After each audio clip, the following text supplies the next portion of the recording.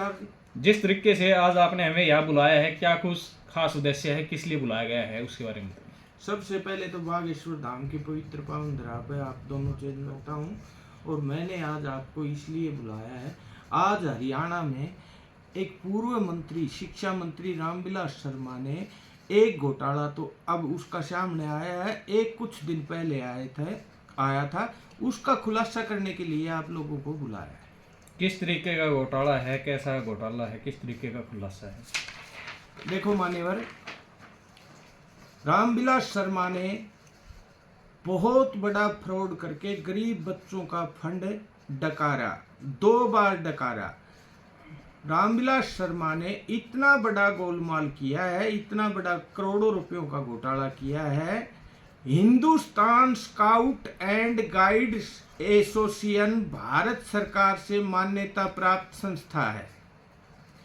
ये 2 संस्था ओरिजिनल है जो भारत सरकार की उससे परमिशन से हैं, लेकिन रामविलास शर्मा ने ऐसी कलाकारी करी गरीब बच्चों का खाने के लिए, और सब नाम यही रखा, और इसी कंपनी का नाम Hindustan scout and guides association Bharat सरकार से मान्यता प्राप्त संस्था हरियाणा करके उसका अध्यक्ष स्वयं रामविलास शर्मा है, और उसने ये कंपनी बनाई है। और इस कंपनी का एक रूल भी है कि 70 साल की एज होने के बाद इस कंपनी में कोई भी पदाधिकारी नहीं रह सकता। लेकिन रामविलास शर्मा ने 2018 में, जब 70 साल का होने से पहले 4 महीने बचे थे, तभी इसका अध्यक्ष बनके, और इससे हरियाणा सरकार को मंत्री होने के नाते कम से कम भी 6-7 करोड़ रुपए का चूना लगाकर 3 ग्रांट इस फर्जी जाली अपनी बनाई हुई कंपनी में पैसे डाल लिए। इस चीज का सबूत ये अखबार की कटिंग है मेरे पास, ये ध्यान से इसको देखो, इसमें सब चीज दे रखी है, इसकी हर कारस्तानी दे रखी है। दूसरा, मेरे पास इस चीज के पुख्ता सबूत हरियाणा सरकार में मंत्रालय से आरटीआई भी आई हुई हैं। ये तो इसका एक वो है पैराग्राफ, और फिर ये आरटीआई शुरू हो जाती हैं। ये आरटीआई ध्यान से देखो, ये 16-17 आरटीआई लिख रही हैं। ये सब कागज मेरे पास मौजूद है, ये अखबार की कटिंग है, ये सब चीज मेरे पास मौजूद है। मैं आपको और जनता को ये दिखाना चाह रहा हूँ। और इसमें स्वयं रामविलास शर्मा के कंपनी का नाम और हस्ताक्षर है। इसके हस्ताक्षरों को पूरा हरियाणा जानता है। इनको थोड़ा सा बड़ा करके दिखाया जाए, और ये सारे सरकारी डॉक्यूमेंट्स हैं जो इसने आरटीआई के थ्रू पता लगा है कि इसने इतना बड़ा गोलमाल कर रखा है। रामविलास शर्मा ने गरीब बच्चों का पैसा खाने का ठेका ले लिया, और रामविलास शर्मा पे कोई भी बात आती है तो ये पाक साफ हो जाता है कि मेरी छवि खराब करने के लिए ये मेरे पे ब्लेम लगाते हैं। लेकिन अब रामविलास शर्मा किसको क्या कहेगा? अब भाई ये मैंने गलत काम, ये फ्रॉड नहीं कर रखा, मैंने ये गरीब बच्चों का पैसा नहीं खा रखा।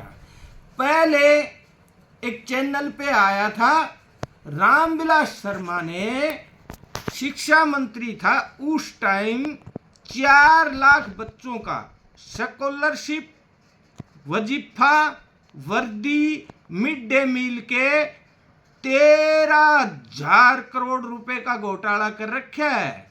और उसमें जब इंक्वायरियां होने लगी तो ये मामला हाई कोर्ट, माने हाई कोर्ट में चला गया। माने हाई कोर्ट ने सरकार को इसको की जांच करने के आदेश दिए। तो उस टाइम उसमें माने हाई कोर्ट को गुमराह किया। अब ये घोटाले के 7 अधिकारी जिम्मेवार बना दिए, लेकिन माने हाई कोर्ट ने इस चालाकी को इनकी को पकड़ लिया और हाई कोर्ट संतुष्ट नहीं हुआ। हाई कोर्ट ने कहा कि इतना मोटा पैसा 7 अधिकारी नहीं खा सकते, इसमें जो महकमे का मेन जिम्मेवार मंत्री है उसके इशारे बगैर, उसके दस्तकों बगैर इतनी मोटी रकम वो नहीं रिलीज हो सकती और इसका गोलमाल नहीं हो सकता। फिर हमारे हाई कोर्ट ने इसकी इंक्वायरी सीबीआई को दी। सीबीआई ने चंडीगढ़ पुलिस स्टेशन में इसकी एफआईआर कर रखी है, लेकिन ये कभी किसी के पैर पकड़ लेता है, कभी किसी के पैर पकड़ लेता है। अब उसकी इंक्वायरी होके जाएगी तो ये पूर्व शिक्षा मंत्री रामविलास शर्मा गरीब बच्चों के 13,000 करोड़ खाने वाला सबसे बड़ा मगरमच्छ निकलेगा। एक घोटाला तो ये कर रखा है। दूसरा घोटाला अब जो ये उजागर हुआ है, जिसकी आरटीआई लगी है, अखबार में आई है, सब चीज के मेरे पास सबूत है, किसी को भी देखने हो तो मैं ये सब प्रूफ प्रमाणित कर सकता हूं। इसने भारत सरकार के नाम जो 2 कंपनियां थी जिसमें भारत सरकार बच्चों का फंड देती थी, वो दोनों कंपनियां बिल्कुल सही हैं, लेकिन इसने 2018 में भारत सरकार का नाम हटा करके हरियाणा सरकार उस पे लिख कर अपने नाम से ये संस्था कर ली और इस संस्था में अपने रसूख और मंत्रालय का फायदा उठाते हुए 1,75,00,000 की 3 ग्रांट इस संस्था में डलवाकर इनको डकार गया। जबकि ये संस्था इस अखबार में क्लियर शब्दों में आरटीआई में दे रखा है कि ये बिल्कुल नकली है, फर्जी है और इस संस्था का 70 साल से ऊपर का आदमी कोई भी पद नहीं ले सकता। लेकिन इसमें स्वयं रामविलास शर्मा ने अध्यक्ष का पद है और नीचे इसके हस्ताक्षर है जो मैंने इसमें दिखाया था। रामविलास शर्मा हर तरह से पार्टी को बदनाम कर रहा है अपने पद और कद का रसूख उठा करके, और ये हर चीज में गोलमाल कर रहा है। और फिर इसकी ये चालाकियां पकड़ी जाती हैं तो ये सरकार के सामने नतमस्तक होके और उनसे रिक्वेस्ट करना लग जाता है और वो इन इंक्वायरियों को दबा देता है। जैसे मैं आपको सबसे बड़ा उदाहरण बताऊं, इसके अत्याचारों के कारण मेरी पत्नी ने जहर खाया था। इसके घोर अत्याचारों और इसके आदमियों के अत्याचारों के कारण मेरे लड़के ने पॉइजन खाया था। उसमें भी इसने इसकी चालाकी पकड़ी गई तो पार्टी ने, हाईकमान ने इसकी टिकट काटी, इसने पार्टी को गुमराह भी किया, धमकियां भी दी। वो सब वीडियो उस टाइम की हाजिर हैं। और इस पे चीफ सेक्रेटरी हरियाणा ने डीजीपी हरियाणा जी को एक लेटर वायरल किया था कि इन पे तुरंत एक्शन हो, लेकिन इसने एक्शन नहीं होने दिया। फिर इसने मेरे बच्चे मोहित को पोस्को के झूठे केस में फंसवा करके, जो लड़की वो पक्ष था उनको मोटा पैसा दे करके मेरे लड़के का नाम जुड़वाया और 3 महीना मेरे लड़के को जेल में बंद रखवाया। और जेल में भी पुराने कैदियों को सुपारी दे करके मेरे लड़के की पिटाई करवाई। और हमारे को 9 झूठे केसों में इसने दर दर भटका रखा है। और मेरा बच्चा ट्रेस में आके, मेरा बच्चा इनके घोर अत्याचारों से तंग आकर के सुसाइड किया, फांसी लगाकर। पत्नी ने पॉइजन खाया सुसाइड करने के लिए। अब भाई अब जी के क्या करेंगे, ना कोई सरकार सुन रही, ना कोई और कुछ, और इस पे तो कोई कार्रवाई ही नहीं होती। ये तो हमें दूना दूना दिन प्रतिदिन मारने लग रहा है।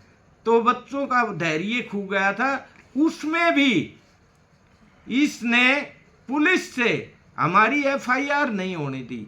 एफआईआर नहीं होने दी तो मुझे मजबूरन अपने परिवार को न्याय दिलाने के लिए माननीय हाई कोर्ट का रुख किया। माननीय हाई कोर्ट ने मेरी सुनवाई की, लेकिन इसने माननीय हाई कोर्ट से एसआईटी गठित की, नारनौल एसपी आईएएस की, लेकिन इसने पता नहीं कितनी रिश्वत दी, कितना वो किया, अप्रोच लगाई कि एसपी साहब मेरे पास आई और मेरे को ये बोली, कैलाश जी आप मेरे नाम एक एप्लीकेशन लिख दो। जो मैंने ये एप्लीकेशन लिखी और ये कहा कि मैं इन 7 आदमियों पे अभी एफआईआर कर दूंगी, लेकिन आप 2 गवाहों के दस्तखत करवा दो और मेरे नाम ये एफआईआर कर दो। मैंने एफआईआर करने की एप्लीकेशन लिख दो, मैंने एप्लीकेशन उनको लिख के दी, लेकिन मैडम के ऊपर तो इन्होंने क्या जादू चलाया पूजा वशिष्ठ जी पे। उन्होंने तो 26 तारीख को अखबार में रामविलास शर्मा को क्लीन चिट दे दी। फिर उस मैडम को ये पता चला कि भाई न्याय भी है, भारत में कोर्ट भी है, तो 28 तारीख को क्लीन चिट को वापस ले लिया और एसपी साहब की ये सब बातें कोर्ट के संज्ञान में गई तो माननीय न्यायाधीश ने इन्होंने पुलिस महकमे की नाक कटवाई है। माननीय न्यायाधीश ने आखिरी में मजबूर होकर वो एसआईटी भंग करनी पड़ी और अब 3 आईएएस अधिकारियों की, रेवाड़ी के आईएएस अधिकारियों की एसआईटी बनानी पड़ी और इस नारनौल महेंद्रगढ़ जिला की पुलिस तो इस केस की तफ्तीश में ही शामिल न हो, ऐसे ऐसे काम करवाता है और अपनी सिर्फ इस झूठी शान को बचाने के लिए इसने कितने आदमियों का धर्म खराब करवा दिए, कितने अत्याचार करवा दिए। पुजारी जी, आपने शिक्षा मंत्री रामविलास जी पे काफ़ी मतलब कि भारा आरोप लगाया। जो कंपनी खोली है उसके अंदर काफ़ी करोड़ों का घोटाला आपने बताया। अगर वायदे ये इस प्रकार की ये जो बातें हैं, ये संस्थाएं हैं, ये सब सच में ठीक निकलती हैं तो इसके बारे में क्या कहेंगे आप? आपने उन पे आरोप लगाया है। आरोप नहीं, मेरे पास प्रूफ है जी, प्रमाण है जी। किसी को भी देखने हो, सब मंत्रालय के प्रमाण है, ये आरोप नहीं है। मैं तो ये कह रहा हूं इससे गरीब बच्चों का ये हक खाने की इसको आदत पड़ गई और शरीफ आदमियों को तंग करता है अपने प्रभाव के कारण। भारत सरकार ने और हरियाणा सरकार ने इस भ्रष्ट मंत्री पर नकेल डालनी चाहिए और इस पे कार्रवाई करनी चाहिए। अगर ये बात झूठी निकलती है तो किस पे एक्शन होना चाहिए आपकी नज़र में? ये जो जितनी भी आरटीआई है मैंने ये दिखाई है जी, ये मंत्रालयों की, ये झूठी नहीं हो सकती। और जो अखबार में आ रही है जी, अगर ये झूठी निकाली है तो अखबार पे एक्शन होना चाहिए, पर लेकिन अखबार वाले से भी ना इस कंपनी पे जिसने इसने वो संपादक ने इसकी जो ये सारी आरटीआई रही है, इससे मैंने बात भी की है, इसकी मेरे पास रिकॉर्डिंग भी है, मैंने ये हर चीज इससे पूछी है। किन से बात की आपने? जो अखबार का संपादक है उनसे जी, बात की है, नहीं जिसने आरटीआई लगाई, जिसने आरटीआई लगाई है। अच्छा, वो आपके पास है? क्या है उसका प्रूफ है क्या? उसकी मेरे पास रिकॉर्डिंग है, फोन पे मैंने बात की थी। और वो इन बातों को छोड़ो ना, ये मेरे पास इसके भ्रष्टाचार और करप्ट होने के, ये देखो ये पूरा 50 बंडल के कागज हैं, इनमें सुनते जाओ। इसने मार्कंडेश्वर कंपनी से, शाहबाद की से, सीएम खट्टर के नाम से झूठ बोल के 1 करोड़ 60 लाख रुपए ले रखे हैं और 40% की उस कंपनी में हिस्सेदारी कर रखी है, जिसकी इस पर एफआईआर भी हो रही है, अखबार में भी आ रही है, सब चीज हो रही है, पर सब मामला इसने दबुआ रखा। मेरे पे कितने अत्याचार कर रखे, बच्चों का वजीफा खा गया, अब इस कंपनी के नाम से खेल के बच्चों का पैसा खाने लग रहा है, और भी मेरे पे ये 70 झूठे केस कर रखे, इस पर कार्रवाई का ऑर्डर दे रखा। कभी पुलिस को गुमराह कर देता है, कभी किसी को गुमराह कर देता है और अपनी जान बचा लेता है, पर अब ये बचेगा नहीं। मैं तो भारत सरकार के जितने भी बीजेपी के आला हाईकमान है उससे रिक्वेस्ट करता हूँ, इस आदमी की जगह जेल है, इसको गलत आदत लग गई, इसके मुंह खून लग गया लोगों को तंग करने का और भ्रष्टाचार करके अपने भोंदू बेटे के लिए ये रुपए इकट्ठा करता है। पुजारी जी, काफ़ी लोगों की आवाज़ रहती है, बातचीत करते हैं, तो काफ़ी लोग ये बोलते हैं, जनता की आवाज़ है कि पुजारी जी को कोई काम नहीं है, सारा दिन सिर्फ रामविलास शर्मा को ही कोसते रहते हैं, उनके पास ऐसा कोई प्रूफ नहीं है, ऐसी लोगों की आवाज़ है।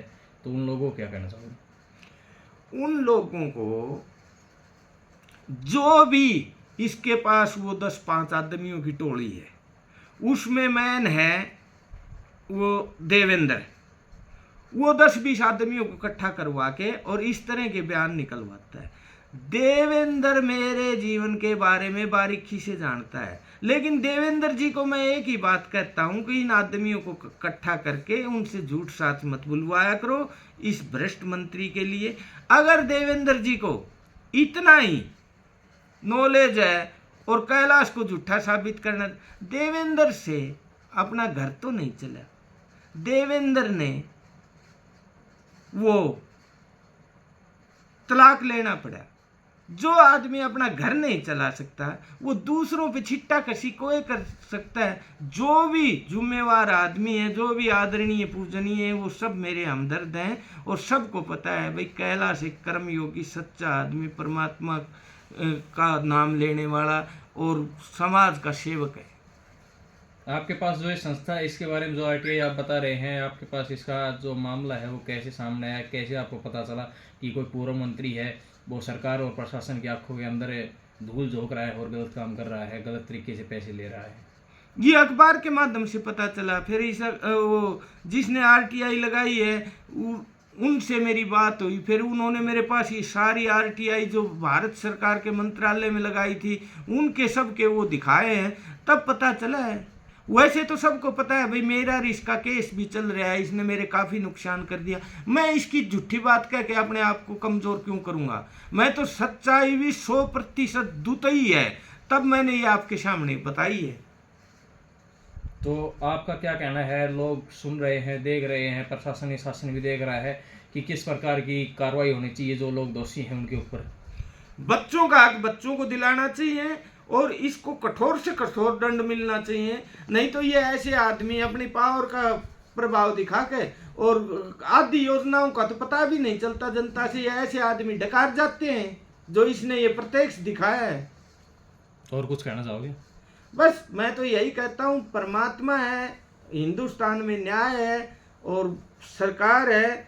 और देखो सच्चाई थोड़ी सी परेशान होती है पर जीत सच्चाई की होती है। दूध का दूध, पानी का पानी हर मैटर में होएगा। मेरे वाले मैटर में माने हाई कोर्ट कर देगा। ये उसकी 20 मई तारीख दे रखी है, 20 मई तक ये रेवाड़ी एसपी साहब से हमें पूरी उम्मीद है कि इन पे FIR करेंगे और हमें न्याय देंगे। ठीक है जी।